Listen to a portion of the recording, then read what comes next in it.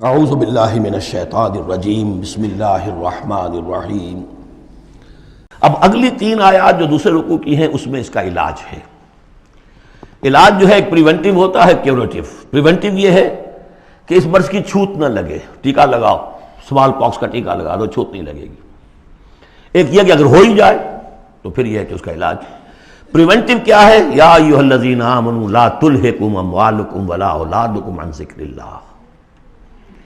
اہل ایمان تمہیں غافل نہ کرنے پائیں تمہارے اموال اور تمہاری اولاد اللہ کی یاد سے۔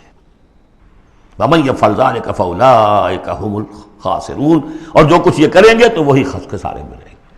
اب ذکر سے مراد صرف وہ ذکر نہ سمجھیے تسبیح، اللہ یاد رہے، اپنا فرض یاد رہے، آدمی چاق و چوبند رہے، اپنے فرض کی ادائیگی کے لیے کمر بستہ رہے، سب ذکر میں ہے۔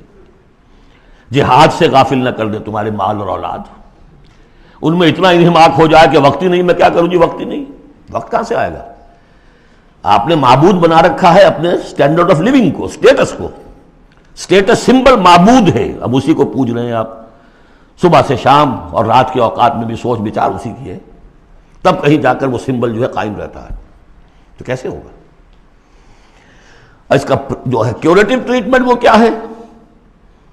دیکھیے، نفاق الف اس میں ڈال دیجئے، انفاق یہ اس کا علاج ہے۔ انفاق، خرچ کرو، خرچ کرو۔ نفاق کا اصل سبب کیا ہے؟ دنیا کی محبت۔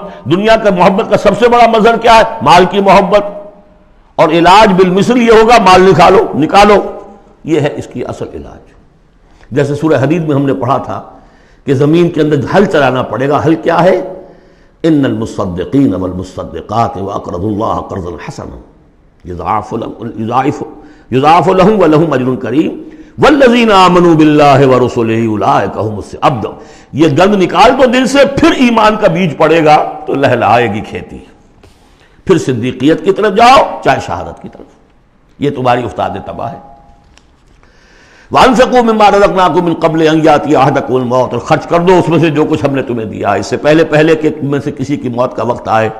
فَيَقُولَ، پھر وہ اس وقت کہے، رب لولا أَخَّرْتَنِي إِلَىٰ أَجَلٍ قَرِيبٍ، پروردگار اسے ذرا کچھ دیر کے لیے مؤخر کر دے۔ فَأَصَّدَّقَ وَأَكُن مِّنَ الصَّالِحِينَ، تو میں بڑی تصدیق کروں گا اور خیرات و صدقات سارا کچھ دے دوں گا، اور میں بالکل صالحین میں سے ہو جاؤں گا۔ وَلَن يُؤَخِّرَ اللَّهُ نَفْسًا إِذَا جَاءَ أَجَلُهَا، جب کسی جان کا وقت آ جائے گا، وقت معین، پھر اللہ اسے کسی صورت مؤخر نہیں کرے گا۔ قوموں کی اجل تو پھر بھی مؤخر ہوئی ہے، قوم یونس کی ہو گئی ہے، لیکن یہ کہ انفرادی اجل کبھی مؤخر نہیں ہوتی۔ واللہ خبیر بما تعملون، اور جو کچھ تم کر رہے ہو اللہ اس سے باخبر ہے۔ اب یہ تو تھا منفی، نفاق۔ مثبت ہے ایمان۔